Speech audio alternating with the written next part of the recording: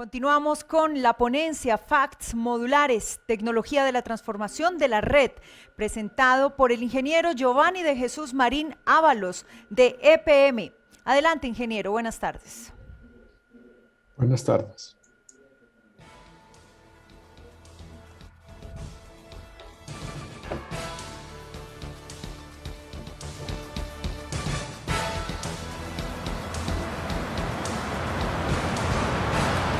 Esta es la nueva generación de tecnologías en transmisión de sistemas de potencia.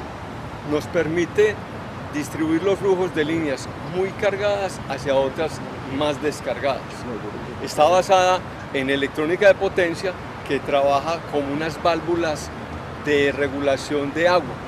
Entonces, si yo quiero disminuir el flujo en una línea de transmisión, yo cierro la válvula y mando el flujo hacia otras líneas más descargadas. O al revés, si yo quiero descargar otra línea cercana, yo puedo abrir esta válvula de acá y traer el flujo hacia esta línea. Esta nueva tecnología está basada en electrónica de potencia, es totalmente modular, es relocalizable, es la nueva generación porque la generación anterior eran diseños a la medida, ocupaban grandes espacios y no eran directamente relocalizables. Esta, por ser modular y trabajar como un Lego, yo puedo armar la solución, escalarla de acuerdo a mis necesidades. La solución se monta sobre una estructura metálica de hierro.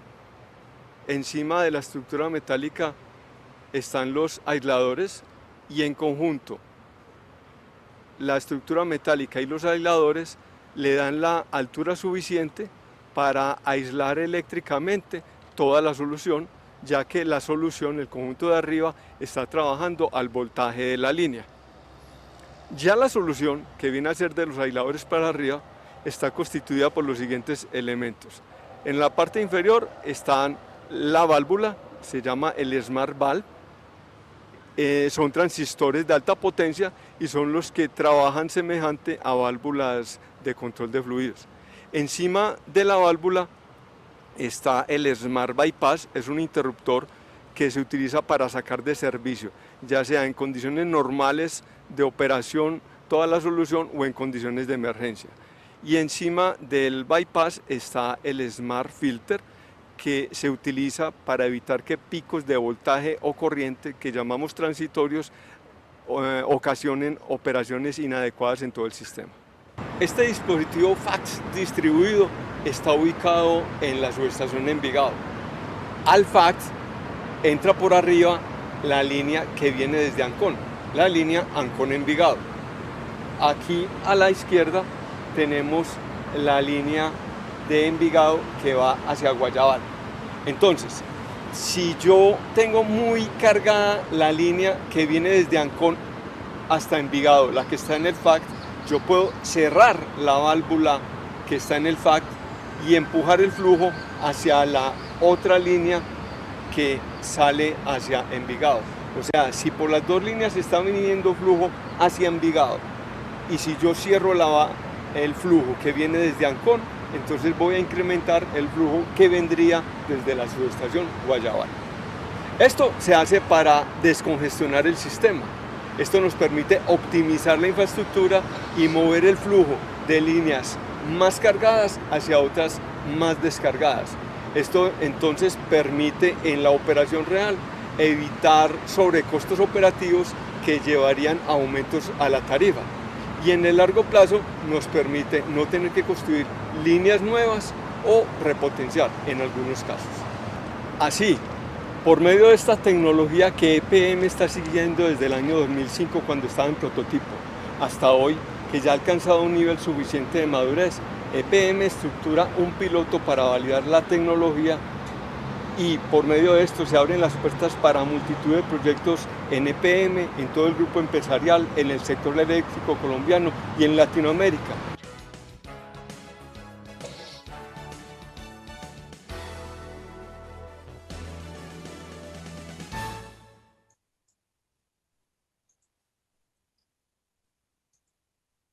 Ok, bueno, buenas tardes a todos. Gracias por permitirme presentar los resultados de este piloto que realizamos con esta tecnología. Voy con el fin de dar un contexto a los que no conocen el origen del proyecto, lo voy a contar brevemente. Entonces, en el plan de expansión de la UME 2013-2027 que se planteaba la conexión de Hidroituango, pues en ese estudio planteamos en el grupo técnico regulatorio del CAP y en el CAP que la conexión de Ituango a Medellín tendría que ser con una línea 500 Ituango-Medellín, y aquí internamente abriríamos la línea Occidente-Ancón, una línea 230, y le entraríamos a esta nueva subestación de 500, y también habría una línea nueva 230 Ancón-Medellín. Entonces, en ese instante, pues en la planeación de la expansión, uno verifica que no haya ningún problema, ¿no es cierto? Luego, cuando en el 2015, perdón, 2017 más o menos, estuvimos estudiando la expansión en el STR de EPM, encontramos unas sobrecargas en los corredores. Que me está estorbando, permítanme un momentico, trato de ocultar ya. Nos encontramos unas sobrecargas en el corredor Ancón, Envigado, Guayabal. De hecho, pues necesitábamos, por el crecimiento de la demanda, necesitábamos crear instalar un nuevo transformador de 60 MVA en la subestación Rodeo. Para eso existían las opciones de abrir la línea Envigado-Guayabal entrando a la Rodeo, o abrir la línea Ancón-Guayabal entrándola a Rodeo, para poder alimentar ese transformador de 60 MVA.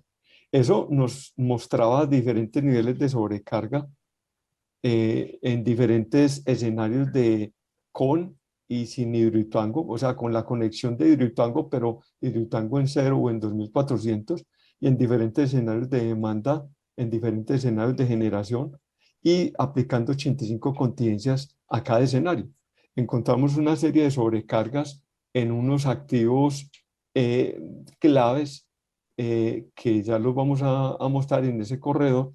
En este corredor, aquí ven las sobrecargas que veíamos en diferentes escenarios de generación, de demanda, en contingencia, y se veían los niveles de sobrecarga. Esas sobrecargas tenían dos sentidos: la incorporación de pequeñas centrales hidráulicas con solicitud de conexión, que eran aproximadamente unos 400 megavatios, y por atención de demanda. Entonces, esas sobrecargas no se vieron en el 2000, en ese plan de expansión, porque en ese entonces no estaban. Hubo un apogeo de conexión de pequeñas centrales de solicitud de conexión que originaban parte de estas sobrecargas.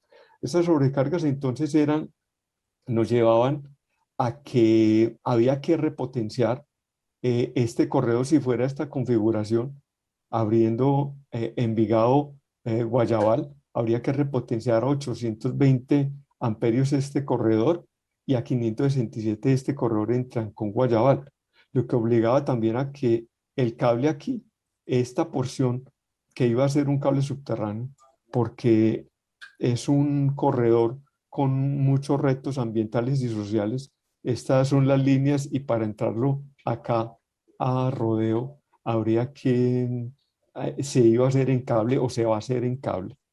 Entonces, de nuevo, y en cambio en esta otra configuración, había que repotenciar 820 el corredor de arriba, y el cable como tal a 567, esta parte del corredor. Bueno, entonces, para solucionar problemas de sobrecarga, lo más típico, como les mencionaba, es montar cables, repotenciar, que uno lo puede hacer o con conductor tradicional de alma de acero o conductor de alta temperatura. La otra opción es montar fax serie para controlar el flujo y enviar el flujo hacia corredores más descargados.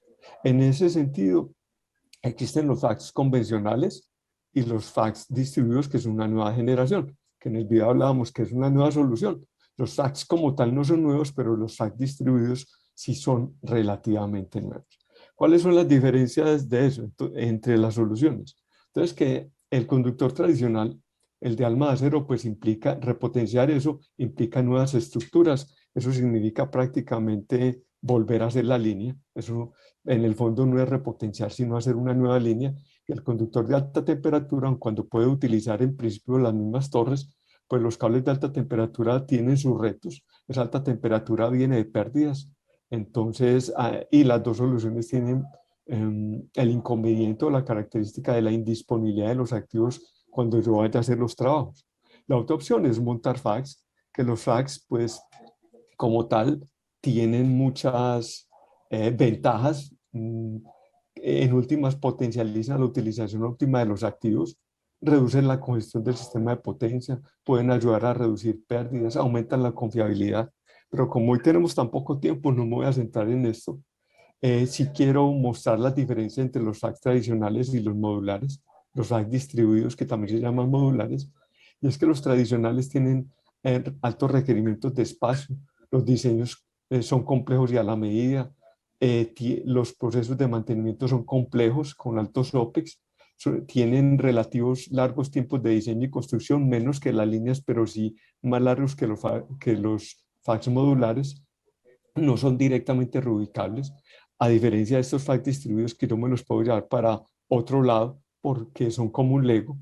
La confiabilidad en los FACS tradicionales relativamente está, casi siempre está concentrada en cuando tengan algunos sistemas redundantes. Aquí la confiabilidad está distribuida. Si a mí se me daña un elemento, yo puedo seguir trabajando con los otros. Y en los FACS tradicionales hay una sobrevaloración inicial de los dispositivos, porque si el dispositivo, si las condiciones del sistema cambian en el tiempo, yo lo tengo que dejar ahí instalado. Es lo que nos pasa con el SBC de Chino, que fue puesto con unas condiciones para problemas de estabilidad transitoria y ya pues aumentaron las interconexiones hacia la costa y ya ese dispositivo pues como tal no está cumpliendo la función inicial y llevárselo para otro lado es hacer toda una nueva ingeniería, mientras que los FACS distribuidos yo me las puedo llevar en el tiempo. Entonces, con eso, recordando cómo se mueven los flujos en el sistema de potencia, eh, pensemos en la activa, pues la activa depende de la reactancia entre los dos nodos y la reactiva de la diferencia, principalmente de la diferencia entre los voltajes nodales entre los nodos.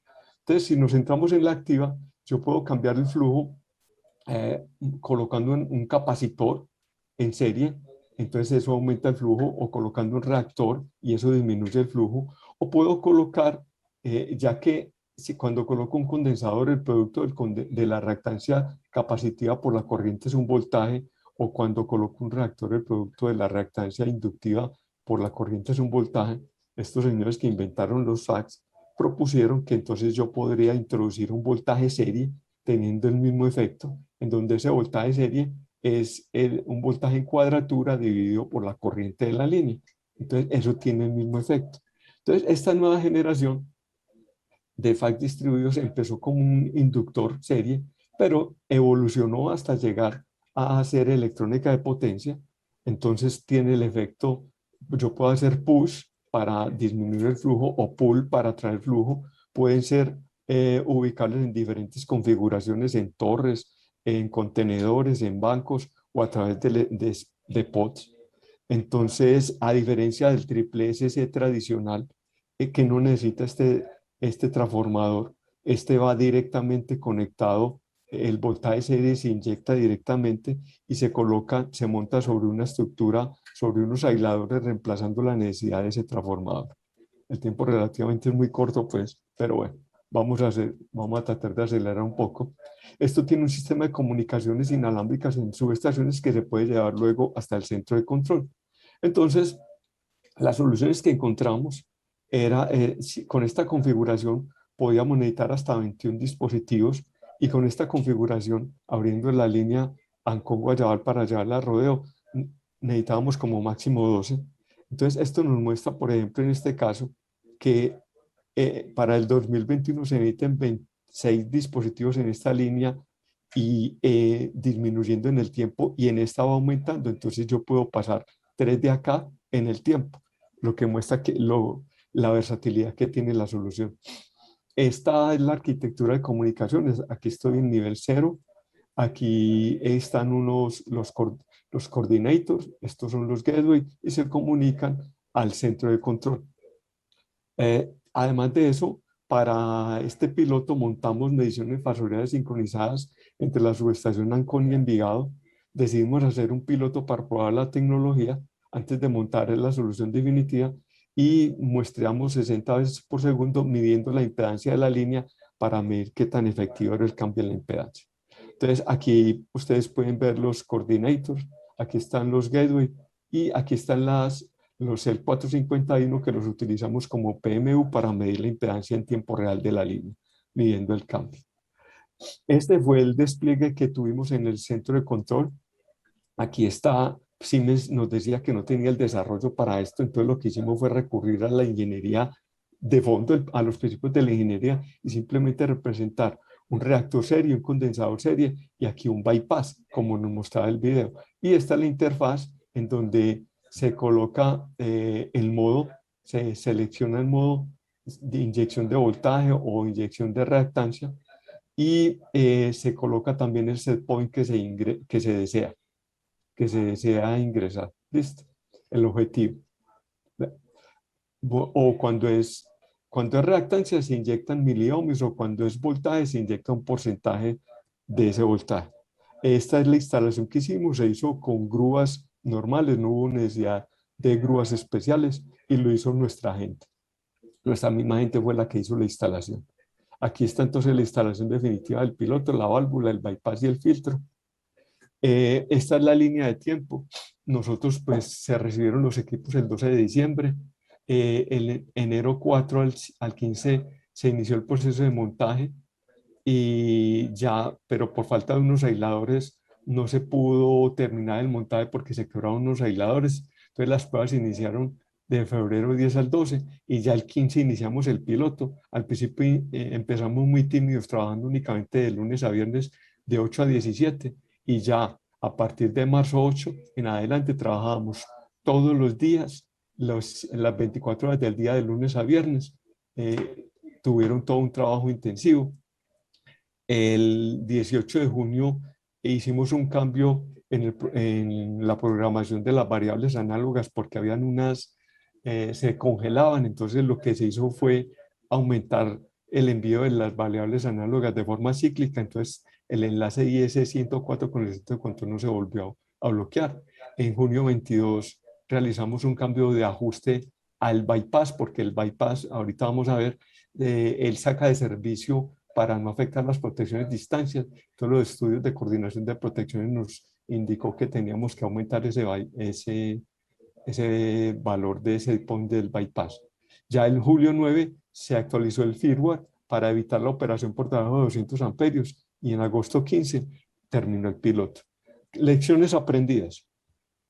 Vamos a ver alrededor de eso. Por ejemplo, una, y es que ustedes ven aquí, esta es la reactancia inductiva teórica de la línea, pero si vamos a verla, vamos a ver entonces lo que hicimos. Aquí estos son registros, en amarillo es la reactancia objetivo de inyección y en amarillo y en azul está la reactancia real de la línea. Entonces uno, haciendo el análisis estadístico, se ve un coeficiente de correlación del 0.93. O sea, efectivamente, como es de esperarse, hay una relación totalmente directa entre el cambio, entre la inyección de impedancia y el cambio de reactancia de la línea. Pero vamos a ver esto. Como ustedes ven, yo aquí decía que la reactancia teórica es de 2,49. Entonces aquí vemos la línea sin inyección arrancando en 2,28 y aquí arrancando en 2,24. Son valores diferentes. Vamos a estudiar por qué arranca en valores diferentes. Aquí entonces es se le inyecta una reactancia inductiva, entonces el flujo en la línea Ancón-Envigado disminuye. Aquí es al revés, es una inyección capacitiva, se disminuye la reactancia de la línea y el flujo aumenta. Entonces, quiero hacer un doble clic, por ejemplo, en este cambio de impedancia, en donde parto de 2,24 y le voy a inyectar una reactancia de 1000 ohmios. Entonces, en teoría debería subir hasta debería bajar hasta 1.24 y no baja, sino que baja hasta 1.27. Y la razón es sencilla. Realmente es que él sí está inyectando esa reactancia, una reactancia que es BQ sobre I. Él inyecta un voltaje, lo divide sobre la corriente y está garantizando esa corriente. Pero ¿por qué la reactancia total de la línea no se logra bajar ese valor exacto? Es que la reactancia de la línea es la propia menos la mutua. Y la reactancia mutua está cambiando por, como ustedes pueden ver aquí en este gráfico de este lado. Lastimosamente, permítanme, yo veo algo. No. Ustedes pueden ver aquí que hay un cambio cuando yo aquí le inyecto capacitiva, no solamente aumenta el flujo en la línea azul que es Ancón-Envigado, sino que hay una disminución del flujo en la línea Envigado-Guayabal, pero también en la Ancón-Guayabal, que es la que comparte servidumbre.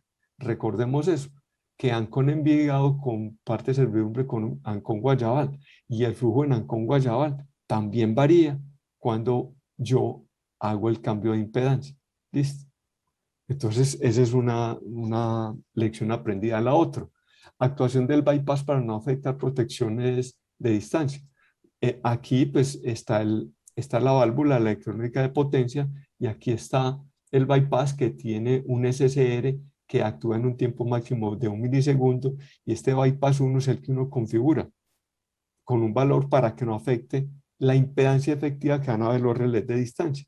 Los estudios nos mostraron la necesidad de cambiar ese valor de sobrecorriente, porque por ejemplo se estaba activando el bypass ante fallas en circuitos de 44 kilovoltios.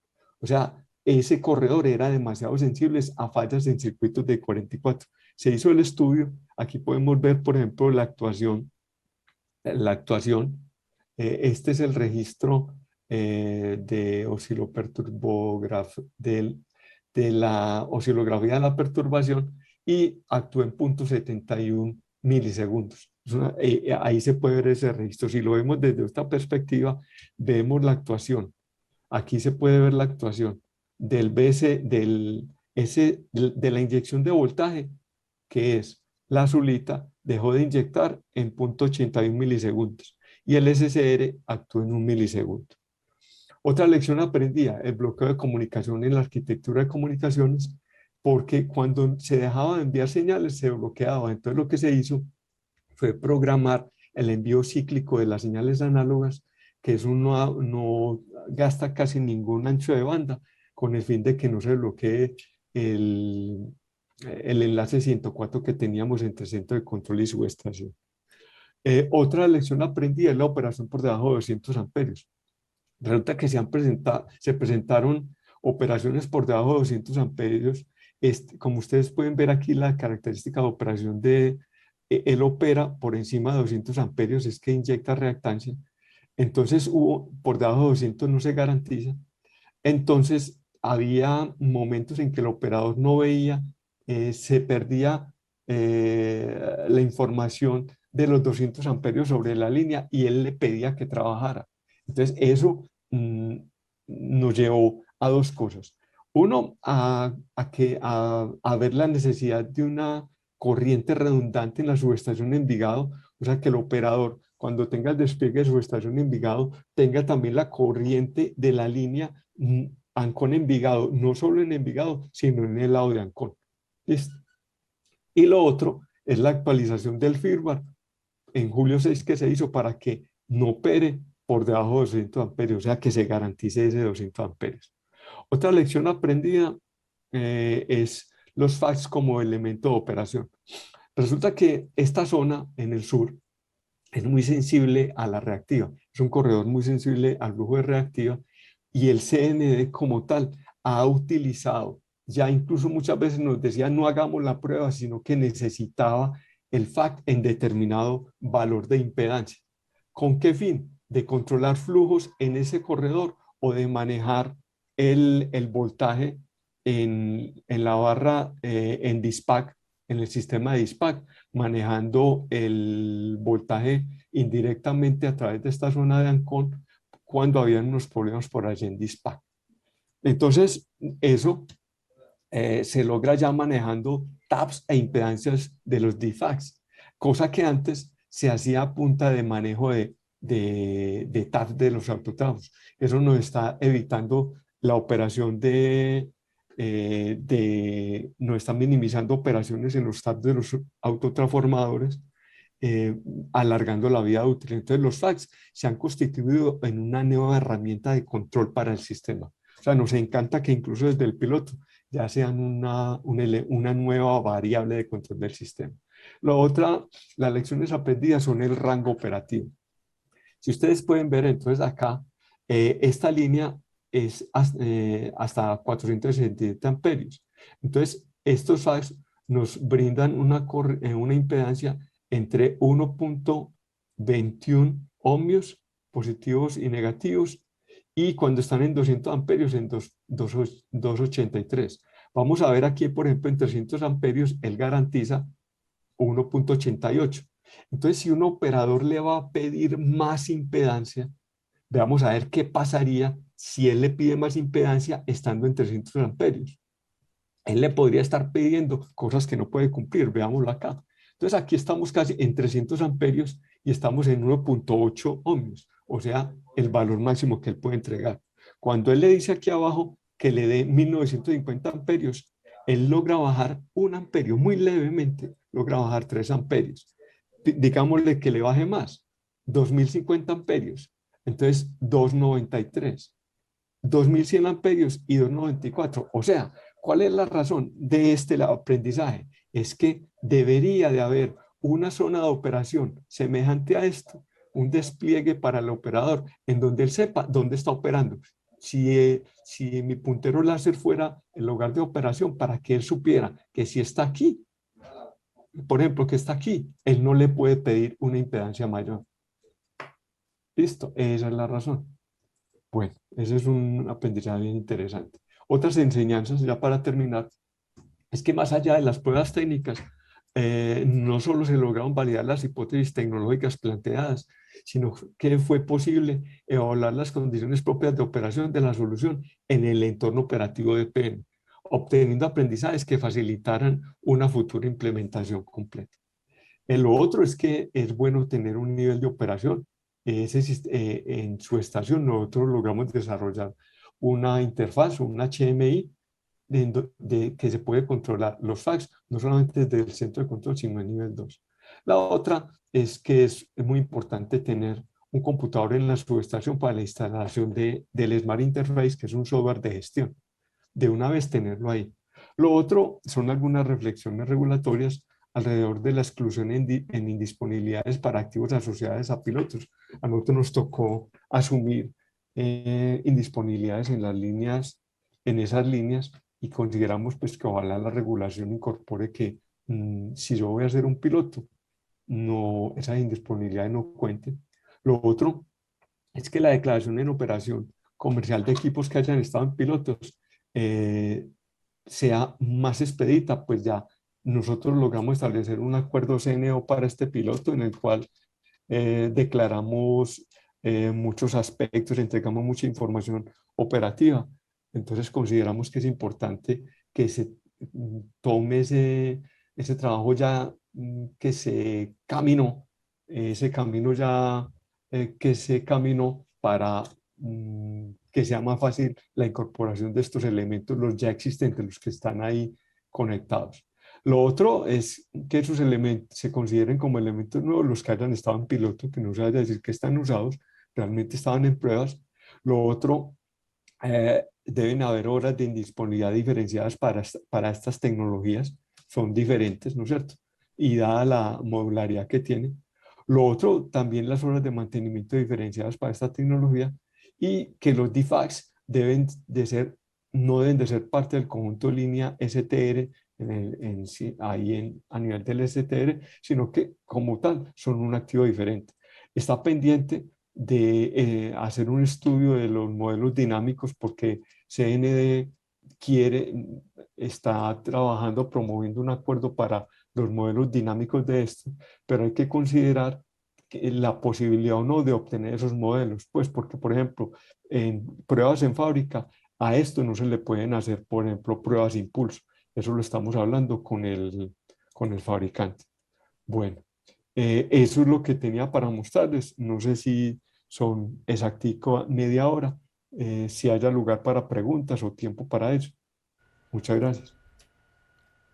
Sí, ingeniero, tenemos una pregunta para usted y es la siguiente. ¿Cuáles han sido los Claro. beneficios de la aplicación de esta tecnología frente a la optimización de la generación en los recursos de EPM?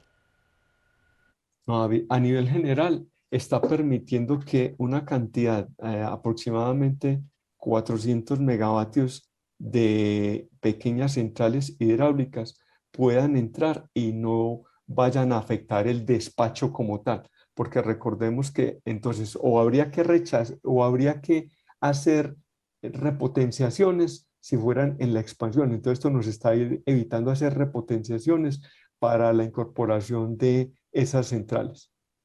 Ese es un gran beneficio. O sea, a la vez está contribuyendo a la incorporación de fuentes renovables de energía. Esa sería como la respuesta.